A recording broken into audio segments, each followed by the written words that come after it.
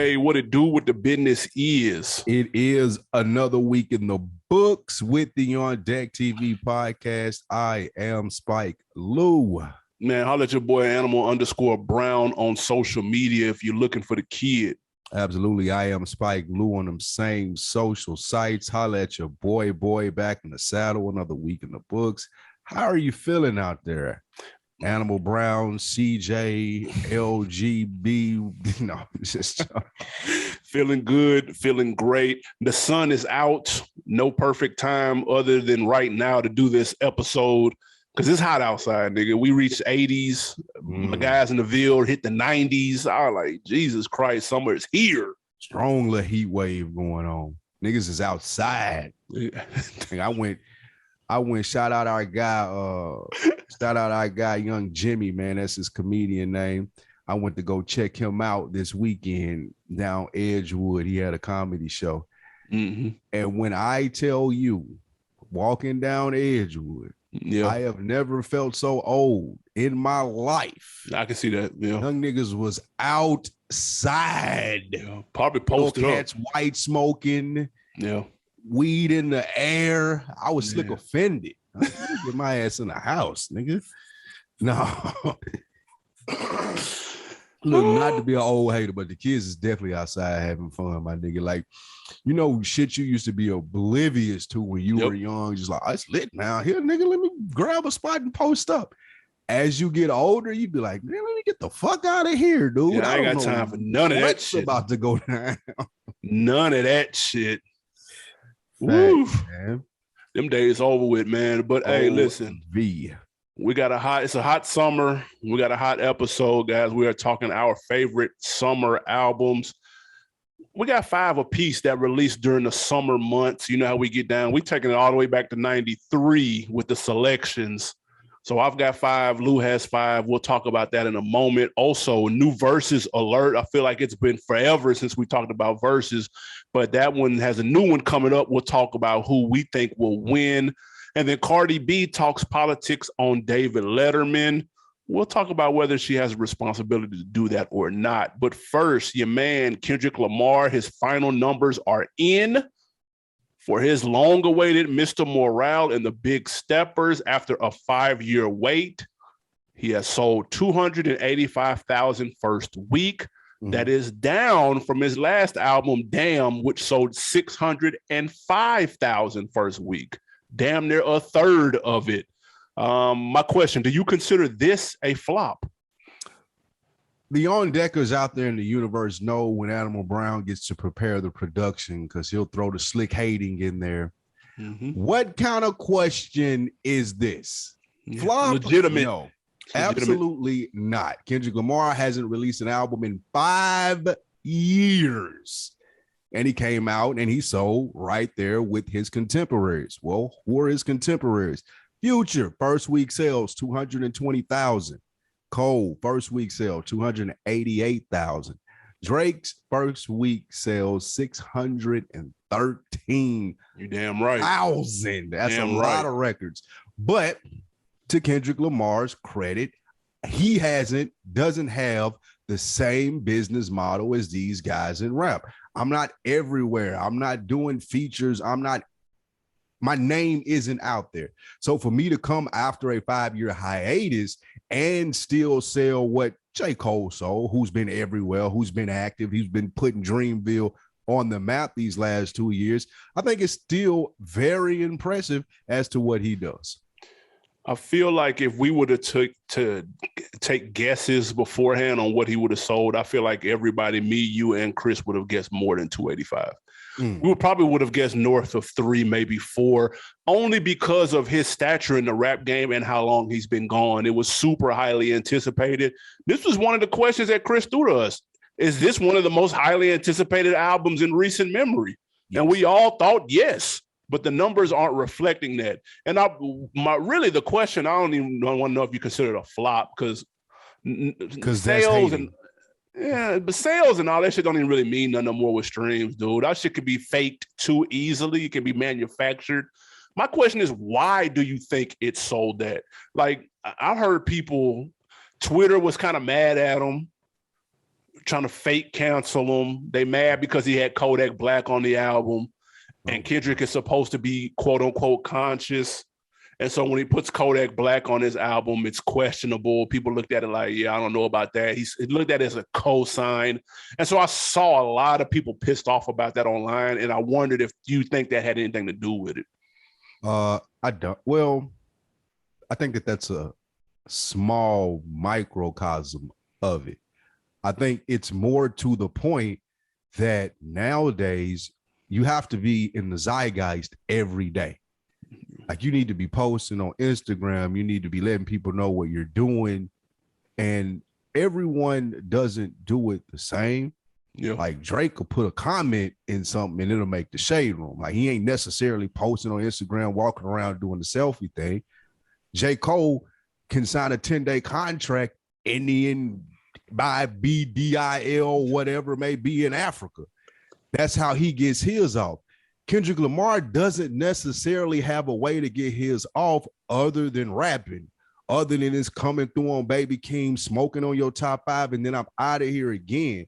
Unfortunately, hip hop isn't that anymore. You can't base your laurels on, I'm just going to murder everything that comes out. On top of that, I'm going to come out and put out this fire ass album and I'm still going to expect to do 613.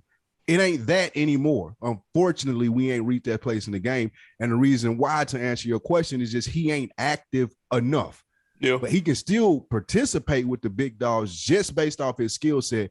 But the reason that he ain't doing 613 or a million first week because he's not active enough. And in the sport right now of hip hop, you gotta be active. For sure.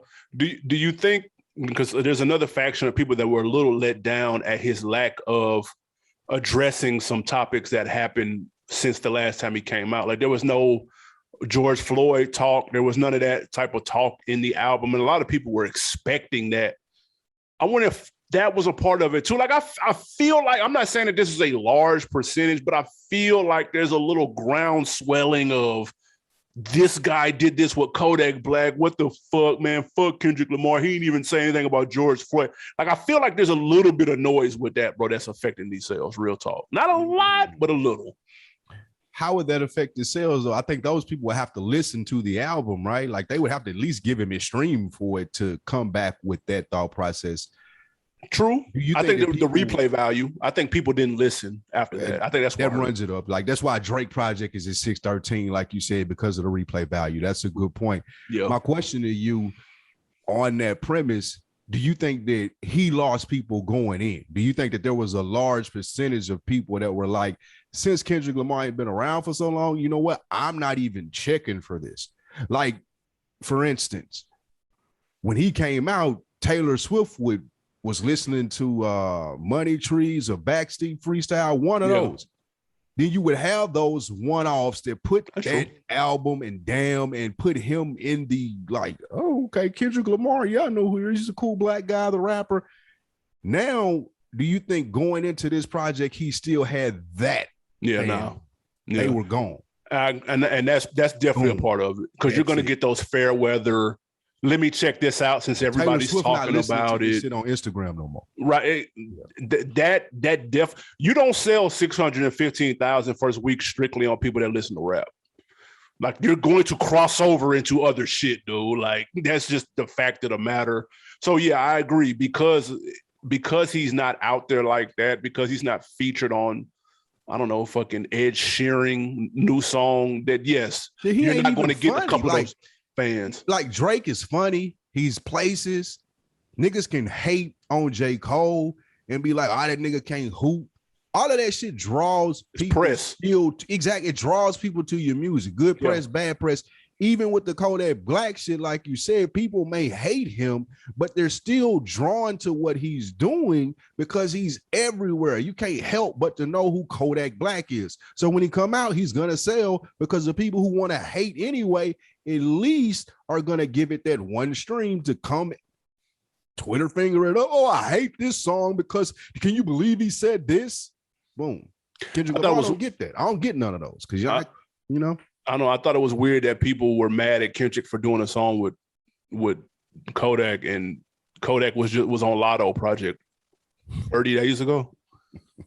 I don't know. None of them wrote dissertations on Twitter about that. I just thought that was weird. That is a fair point.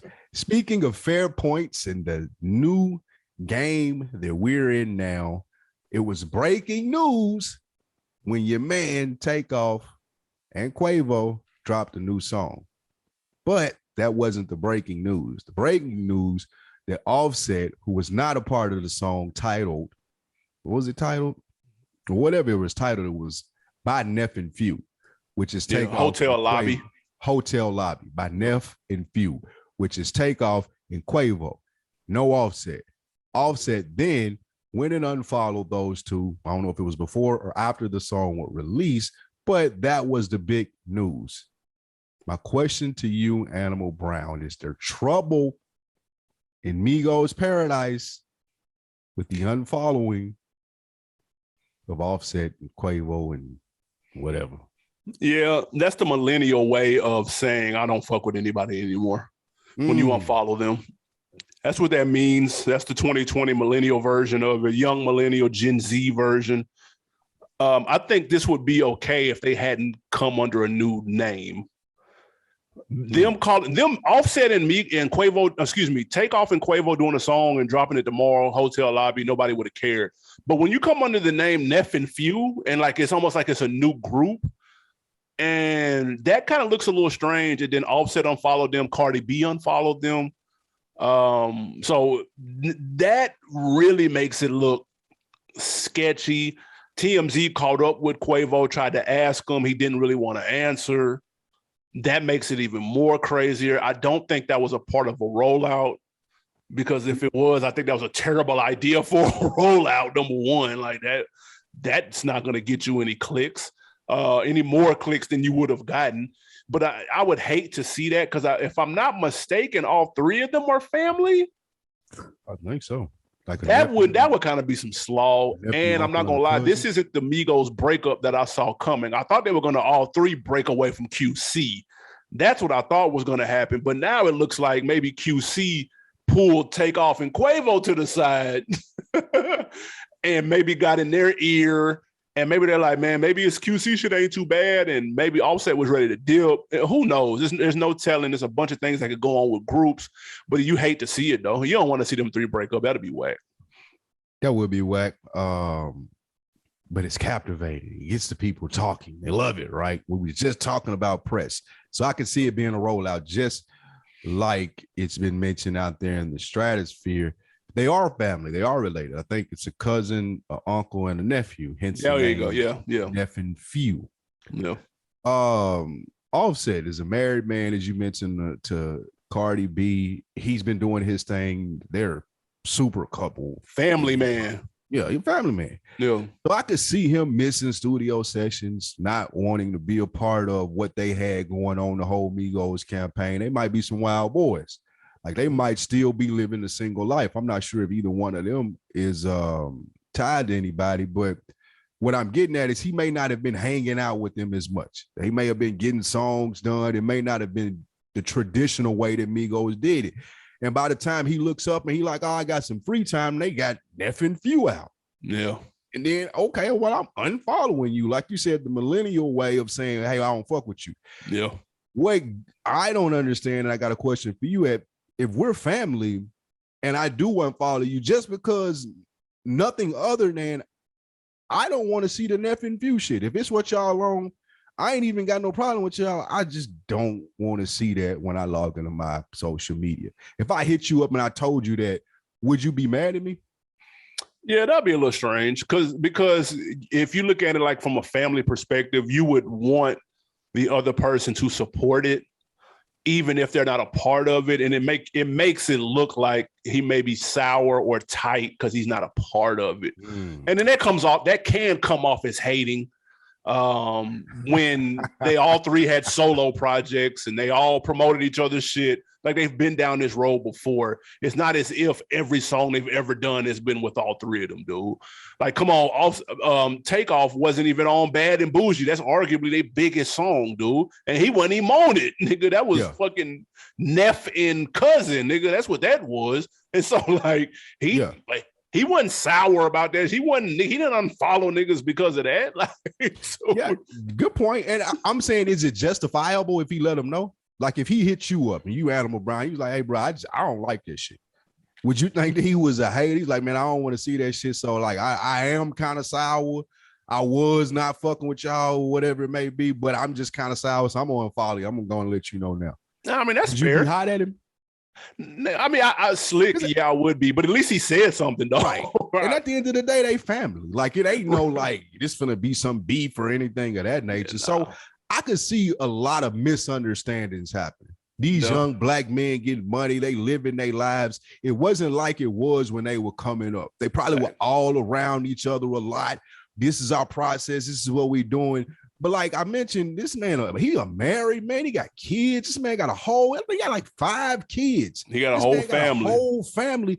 He's built generational wealth. He's figuring out how to manage that, provide, be a whole different person from who you guys were as Migos. So I could see him being sour, one, on like, y'all niggas are still out here doing this, doing that, and I'm on some other shit. I can't get you when I can, but I didn't expect y'all niggas to have Neff and Few. Like, goddamn, this is what I got to open up. So I could see that side of it. And I also could see them niggas being like, my nigga, you was clocked out. Like, we didn't know what you had going on. Like, you got beef with the label, with your girl. Like, you ain't fucking with P. Because P came out and said that Offset never really works or loved not works, but didn't love rap. If he did, he'd be even bigger. No, he said that about Takeoff. Takeoff, excuse me. Takeoff, which is the guy that's not communicating with the rest of the group and unfollowing people. So I say that to say there probably was a lot of miscommunication or non-communication that led to this. I don't think it's a big deal because they are family, but I do think there probably was a lack of conversation, just as us as black men should start doing a lot more of, like, hey, bro, I'm mad about this. Not a physical altercation, it ain't beef or anything, but I don't like how you handled this. We can have a disagreement about it. We can hash it out. We can still be cool, dap it up, go get lunch at the end of the day because it's not that big of a deal. Well, I got to hate you and you got to hate me, but I was offended and it's how I felt about it. We should start being able to do that more.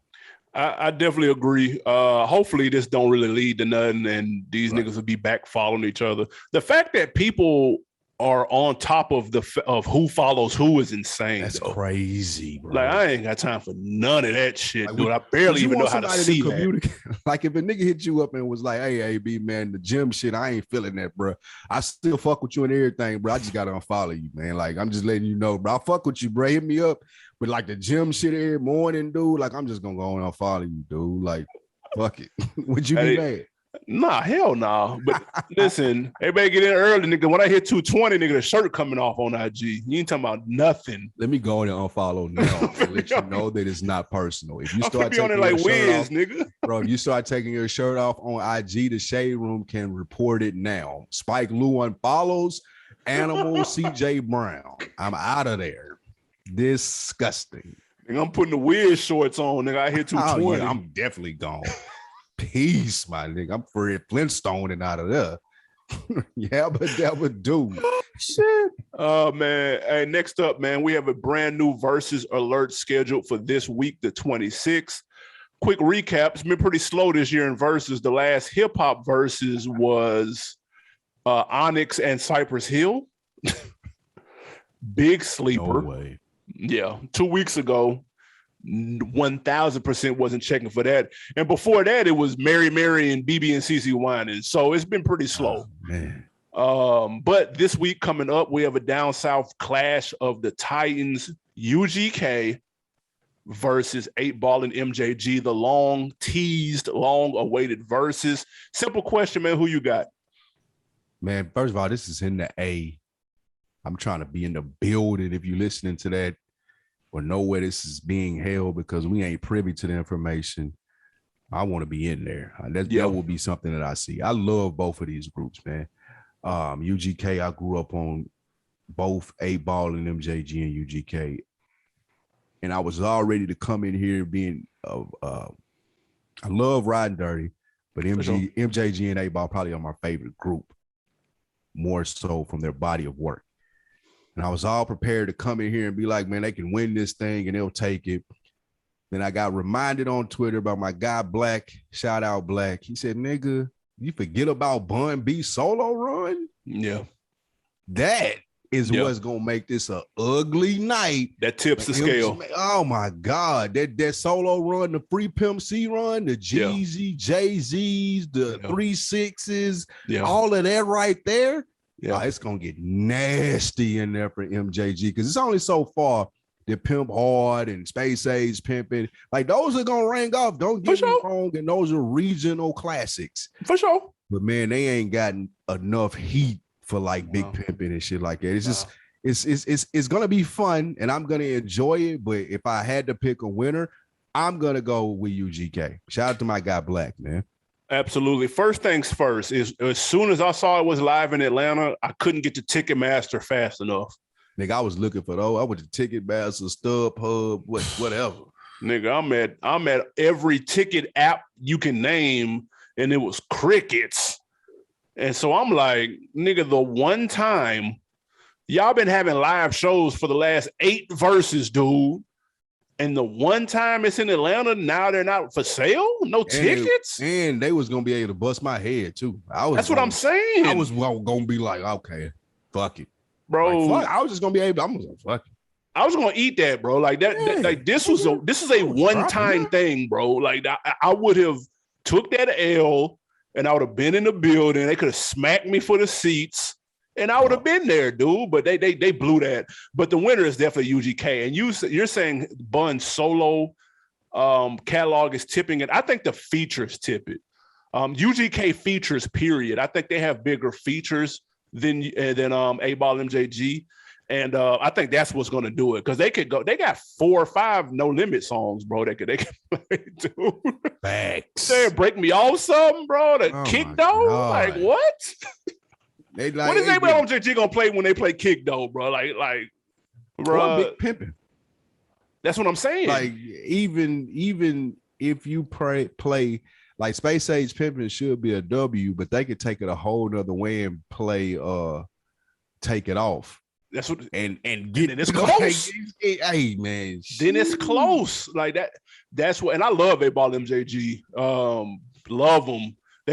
They'll probably play some B-side shit that I'm gonna be hyped to. That maybe the rest of the Instagram world may not even be on. But nigga, I'm gonna be hyped to it depending on what it is they play. So I'm looking forward to this. This was supposed to happen a long time ago. Bun B said that it got pushed back for one of the old school ones, man. One of the old school ones kind of pushed this one back and it just kind of snowballed from there. But it's finally here. It's long overdue. And this is probably the most hyped I've been for Verzuz in several months. Yeah, I'm locked in for this. It's coming out tomorrow? Thursday. We dropping tomorrow's. Excuse me. Yeah. Wednesday. So this is tomorrow. For sure. And it'll be coming out. I cannot wait. I'm going to be locked and loaded. Yeah, popcorn ready. Facts.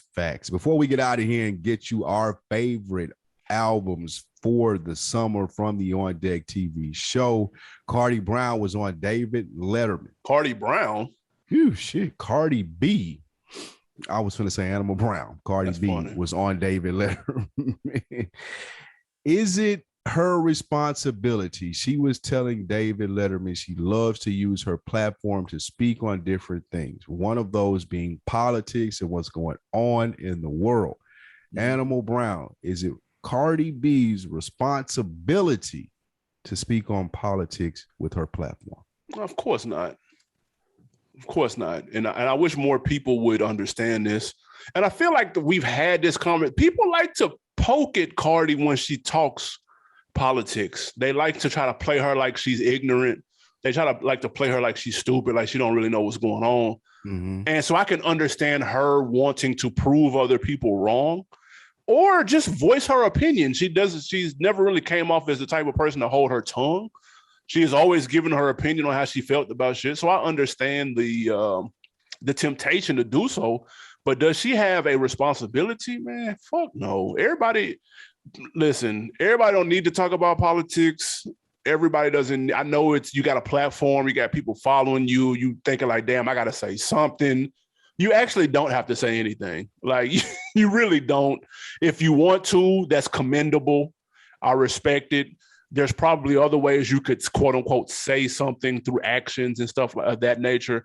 But I've seen her get into it with other political figures on Twitter and Instagram Live. And I don't, bro, they can miss me with all of that. She does not have a responsibility, nor does anybody that's not running for office. That's an interesting perspective. No, to agree with you, she does not have a responsibility. I do appreciate her for doing so. It's very commendable because, like you said, she doesn't have to do that. She can get there and just pop her shit and promote her music and be out of people's lives and still make her money. But I do think since she's able to offer her opinion, people do challenge her. And I appreciate that she doesn't back down from the challenges. If I know more or less about it, guess what? I know people that can school me on it. I can go get them. And, hey, you talk to Stacey Abrams. Since you coming to me with all this, I can bring her on my IG or whatever it may be. I do think that that's dope. And I appreciate that she says that she does think that she has a responsibility. If I'm going to be promoting music, if I'm going to be promoting clothes and doing this other stuff here and selling this to you, sell, then sometimes I can mix the medicine in with the candy. That's dope to me. Again, no artist is responsible, has the responsibility to have to do that or should feel like that they are responsible for, but I do greatly appreciate it when they don't disappear when stuff pops up. Like you ain't gotta have a dissertation. You don't have to go in detail, but I do appreciate the ones that don't disappear when stuff pops up. And you brought up a great point when you were speaking there is when people feel like that they owe their followers or this or that. And you see that shit trickle down to people who have like really no one's even listening. And you just essentially just standing on the soapbox. So yeah, I appreciate it though. Yeah, no, it's commendable. I just want people to be educated in what it is that they're saying. You know what I'm saying? This don't just go for her. This go for anybody. Like you don't want to get out here saying shit. That happened during the quarantine, during the pandemic, man. A couple of people almost got canceled for saying shit that was kind of half-assed or sounded good at the time. But then you put it out there and then you get ate up, corrected quickly, because trust me, Twitter will correct you. Social media will correct you, and they won't cut you no slack for fucking up, right or wrong. But that's just how it is. Because a lot of people nowadays are learning on the fly too. So I agree. It's tough, man. So I think what we could do as a society better at is allowing people to fuck up. Not egregiously. But I said that about the baby though. Continuously. I said that about the baby. Not egregiously. Not continuously. I said that about him on the stage in Florida, bro. Like as long as you show that you trying, like even when you're corrected, if you ain't fighting it to the death on your heel and at least are listening and open to having a conversation, and you ain't even got to agree. But just the point that people like feel like they got to be perfect now, that's driving people away from celebrity. A lot of Kendrick Lamar album was about that. I can't believe you brought the baby up, dude. That's nuts. Because I said nuts. When he said what he said on the in Miami and Rolling Loud, I said, why doesn't someone just ask him what he meant by that statement before you jump out the window? Because we're not. The statement was too random for you to understand what he was talking about. I don't give a fuck who you are unless you're on his team. Because he allegedly murdered a man in Walmart and beat a valet attendant up, and I can keep going and going and going. So yeah, you're right. He deserves it at some point in his career before those things happen. But by the time you get to Rolling Loud and you've made that many mistakes, a lot of people are over it. I think that was more so people being over it than not allowing him to explain or even diving into detail. Shit, he probably don't know what he meant, bro. He probably don't. But I mean, but again, how many? All these people criticizing him. How many of them been on stage in front of 40,000 people, bro, and been asked to speak? That ain't fair. I don't think that's excusable because of that though. Because you and like I said, you continuously to see it in his character. Just here recently again, the nigga was over in Ghana. Like, bro, I seen Game in Ghana, and I don't necessarily fuck with Game. People that listen to this show know how I feel about Game. He was over there and looked beautiful. For sure. He was over there walking with the kids and shit. I seen Ross over there. Shit was fire. Nigga was talking about building land over there. I seen Nipsey before he passed over in Africa. They may not have all been in the same places, but I see this idiot, the baby over there, throwing money out the fucking window, causing a riot. Like, what are you doing? Like, again, to your giving back to the people, man. Fuck, that nigga's an idiot. That's how you give back to the people, bro. I'm gonna throw a chunk out the window. Robin Hood. Let me throw a chunk out the window to the very less fortunate over here. Like, stop it, bro. But again, to your point of why you asked, a lot of people haven't been on stage in front of 40,000 people. And had they made less mistakes before getting on stage and doing that, then people will afford him the opportunity to do so. But when you continue to do dumb shit like he do, ain't nobody fucking with you, bro. Except for you, obviously. Yeah, I'm here. I'm supporting them. Yes, I ain't gonna let them fall. That is your man's. Hey man, favorite summer albums. It is that time of the year. To be fair, technically, summer begins June 21st, right, and ends September 22nd.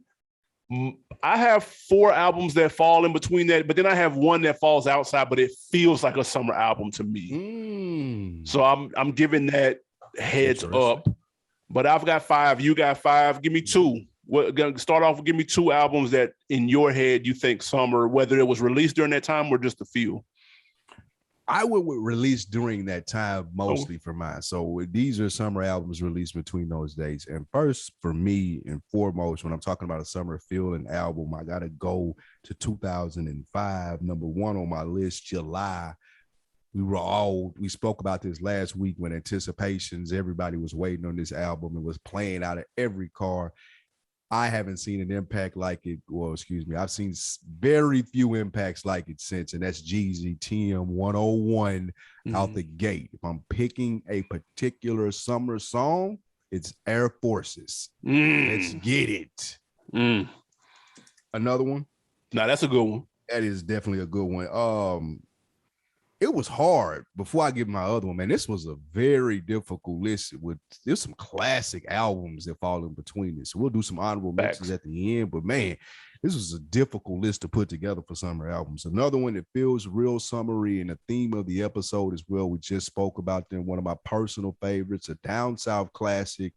You weren't outside. I was. 8Ball, MJG, 1993, August. Coming out hard. 9 songs, fucking classic. Yeah. Mr. Big would be the song, the perfect summer song that I pick off of there. They used to play that in teen night and shit like that with 8Ball and MJ. In 93, you weren't at teen night either, number 1. But they played that song in teen night when I was there, and a couple of years later. I'm gonna age myself here, but was outside in 94. Easy outside in 94. What are your 2 summer albums and the explanations behind it? I'm keeping mine. I'm gonna start off with the ones I got in between the dates. I'm going September 11th, Blueprint. It's got with the samples, the soul samples. This has outside written all over it. You listen to Girls, Girls, Girls. You listen to H to the Izzo. Like, these songs sound like you're outside, you know what I'm saying? Outside New York, nigga, with the fucking fire hydrants going off and all of that shit that they used to do in the videos all the time. It gives me that heart of the city. Like, this gives me outside vibes, but with a northern feel to it, not necessarily down south outside. Secondly, I'm going August 3rd, Astro World. Travis Scott, that definitely gives me outside vibes. It's high energy. We talked about this when we reviewed it on this show. It gives me amusement park, theme park. And that's when people hit the amusement parks up. They hit Six Flags up in the summertime. Like, you don't go to Six Flags in December. You go in the summertime. So it gave me that type of vibe. So those are my 2 off top, for 2 very different reasons. That's really interesting because for me, and it's crazy how music and perspectives weigh so heavily, Blueprint is a fall album for me. Really? Blueprint for me is like fair weather in Nashville. People from Nashville know what I'm talking about. Like the seasons are just starting to change. You might have to throw on like the flannel at night. You know what I mean? You might have got away with the short sleeve in the daytime. It may be warm at day, but at night it's kind of crisp football weather right before it's full-fledged hoodie season. That's what Blueprint is to me. So that's interesting. I'm going to tell you a fall song. You just made me think of that when you said that. What's that? When I think of a fall song, I think of Beanie Siegel, Feel It in the Air. Like that's a fall song where the leaves just turn orange. Yeah, that's a fact. See, I feel like that the whole Blueprint album like that to me. That's how I feel about that. That's very interesting. I'm from New York though, so it's different. I'm from New York. Yeah. Moving right along. I want to give one here because I don't want to take your one, but I do want to know if you're not going to use it. And I'm going to use it. So I do want you to go next and give me another one before I can kind of pivot off of that. I'm gonna do two. We would have, do two. I'm gonna do two. I'm going June 8th. I know you don't have this because your taste in music isn't what it used to be. Kid See Ghost, Kanye, and Kid Cudi, the long-awaited collab project. They were undefeated previously with their collabs. They finally gave us what we were asking for. No one asked for that. A semi-full-length project. This is when Kanye was on his, I'm going to produce 7 records for all the people on my label. This met expectations. Big summertime vibes. Reborn is my shit on there. I think summertime when I listen to this. And another one, June 16th, right in the middle of the summer, A-Town. I'm going 2 Chainz, Pretty Girls Like Trap Music. That definitely has an outside Atlanta sound. Several bangers on the album. Like it's not even close. And that should still hold up. It came across my shuffle not too long ago. And I was like, damn, this motherfucker banging, man. Door swanging, 4 a.m., a Riverdale Road. Like this is when you riding windows halfway down, AC still on, sunroof open, and you're listening to this and it's banging. This is definitely Atlanta summertime music, in my opinion. That is a fact. Are you saving your favorite for last? Do you favor your last one more than the rest of them?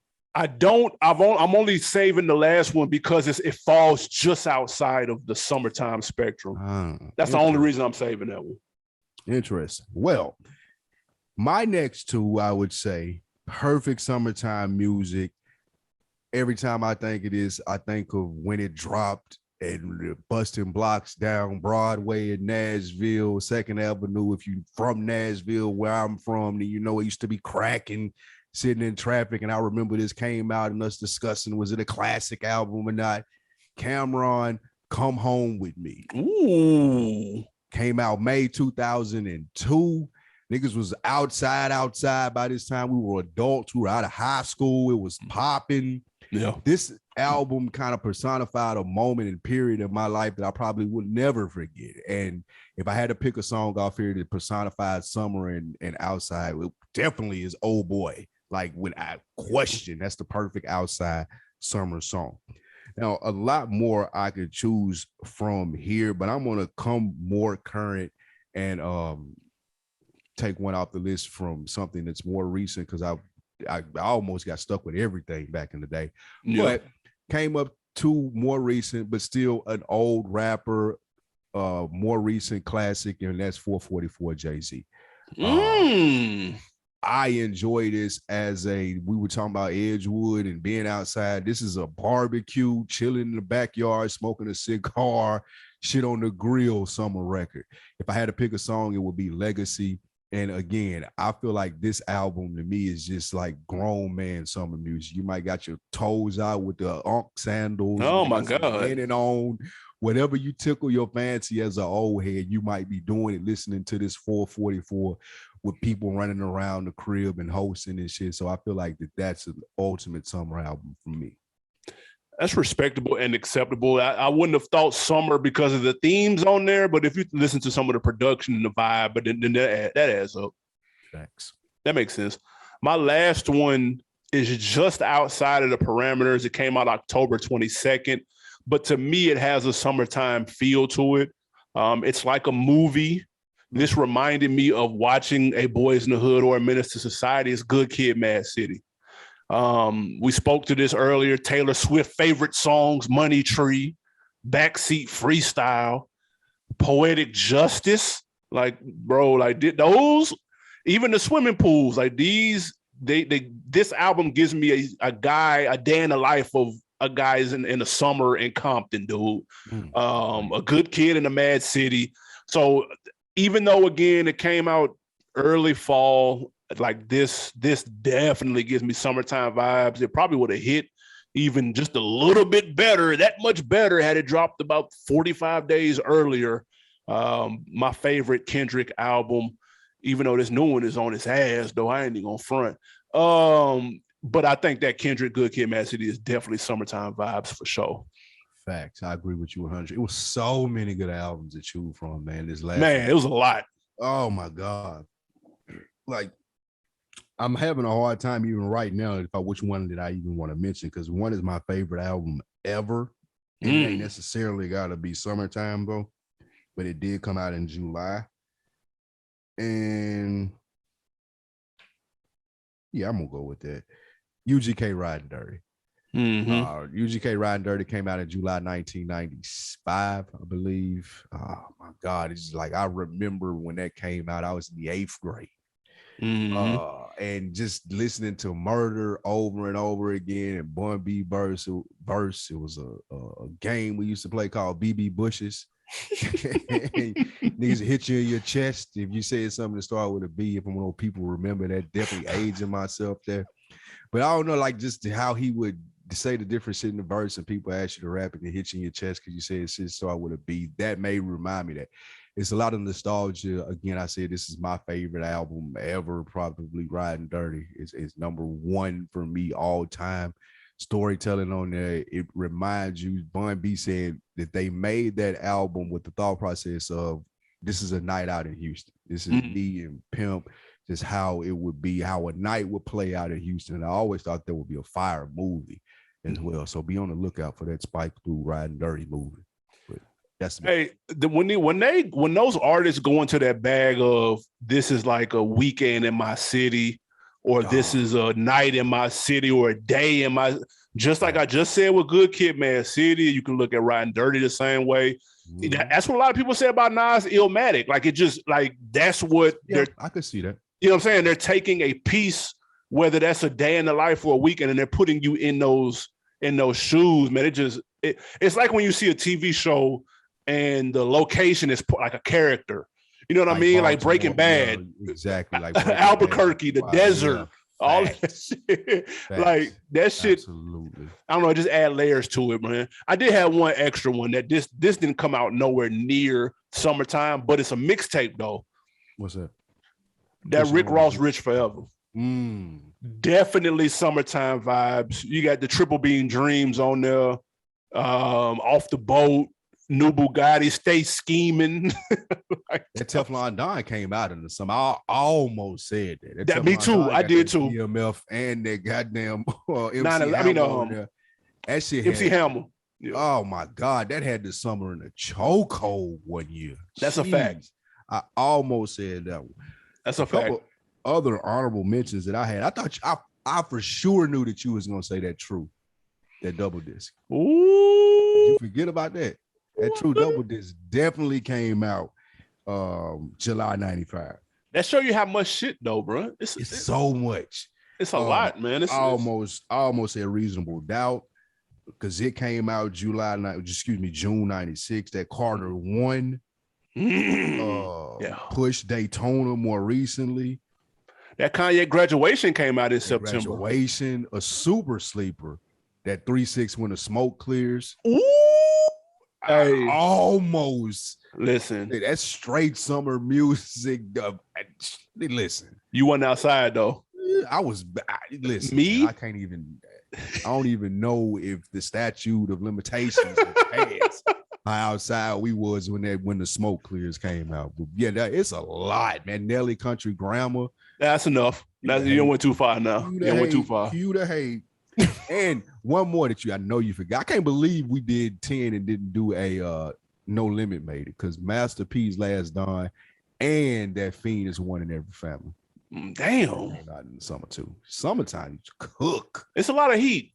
Facts. It's a lot of heat in the summer, man. Y'all let us know. Throw us 5 of y'all favorite summer albums that came out. Or if you just got a summertime vibe, man, either or, let us know in the comments, youtube.com/OnDeckTV.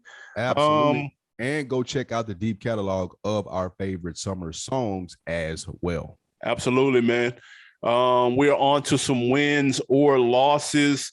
First up, man, a brand new rap course is being taught at MIT next year by, wait for it, Lupe Fiasco. Is that a win or a loss? That's a W. If anybody could teach rap, Lupe Fiasco could teach fucking rap. He was trolling people about what the course would be about. It was pretty hilarious. People were trolling him back, talking about how in-depth and the different subjects that it would cover. It was pretty cool. But I'm definitely looking for this. He was rocking the MIT hat on his IG and shit. So I'm here for it. Again, and we say this every other 3 months when a new hip-hop professor is announced or a new hip-hop class is announced. It's some bullshit. They didn't have none of this when we was in school, and I'm hot about it. Definitely would have took all of it. I wonder what your major got to be to take this, though. Is this just an elective course? Probably an elective course. Probably elective, and I would have been first in line for that motherfucker. In like sociology or arts or some shit like that. But you're definitely not going to make no money.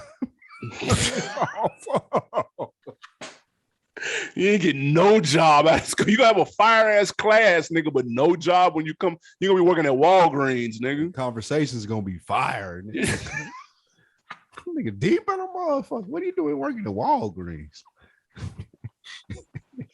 Oh shit.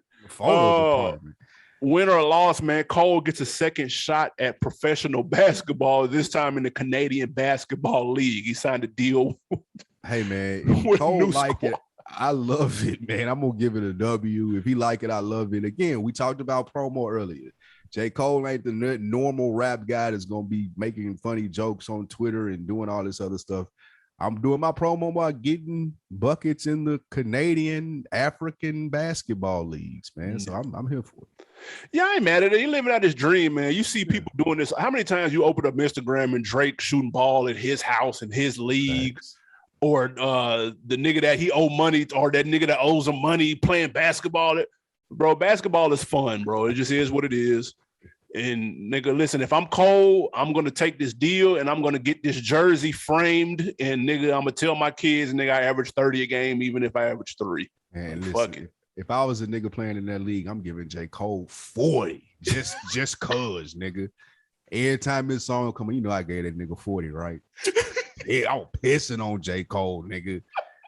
Oh my God, I'm going all out, nigga. That's my championship game. I'm playing in the Canadian basket, man. I'm giving Cole everything. I got pause. That's a fact. But yes, absolutely. Last one, man. Win or loss, Prodigy, rest in peace. His catalog has finally been released on streaming sites, and he's got a new posthumous album on the way as well. So loss. This is a big loss. Like when you ask people, hey man, what are you not looking for? What are you not asking for? What can we not do for you?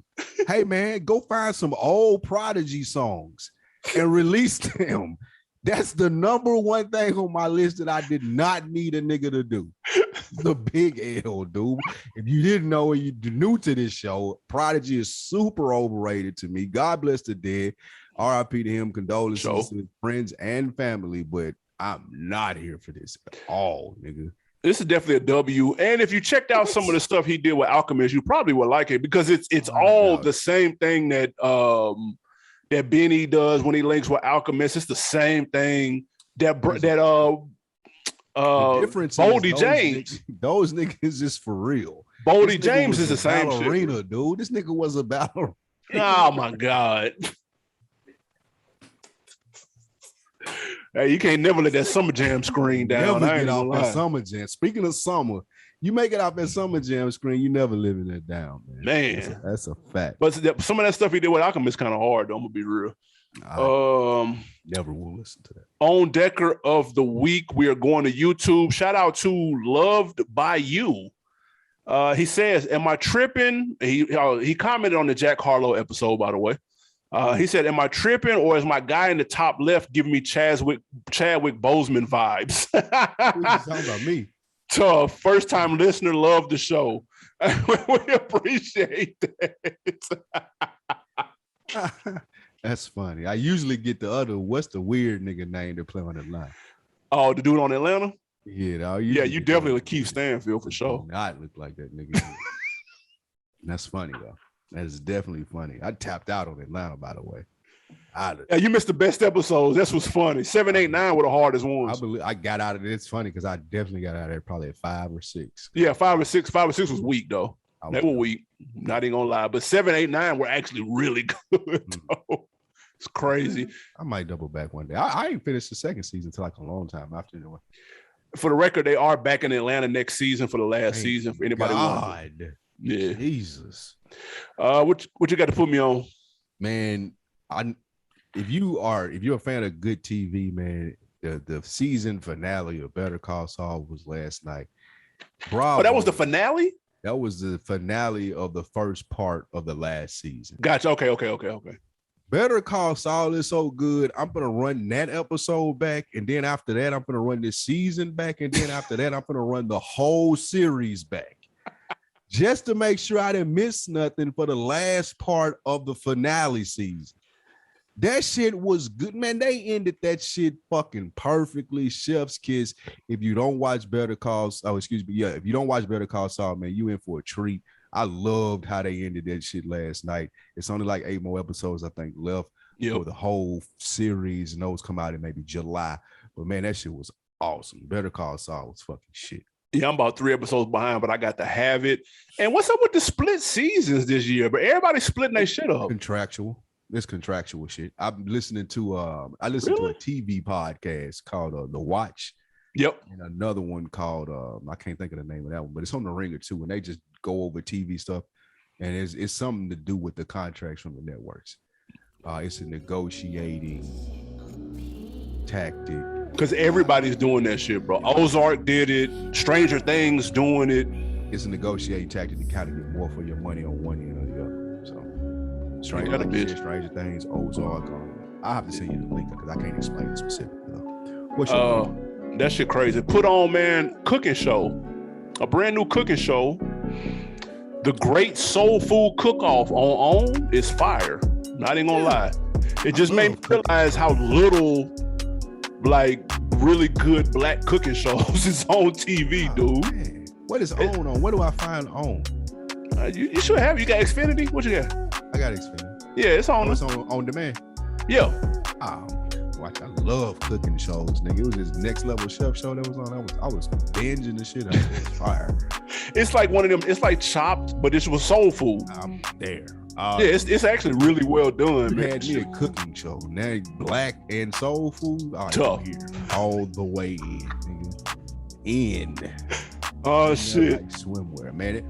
If you guys are listening to the On Deck TV show, man, and you like us and you love us, rate, review it, subscribe, do all of the good stuff on the YouTube pages and buy the merch on our links that are in the bios. We appreciate you guys helping us get to market and do everything that we need to do. Absolutely, man. Hey, don't forget, leave a comment with your favorite summer albums. And to the next time, we are out. Cheers.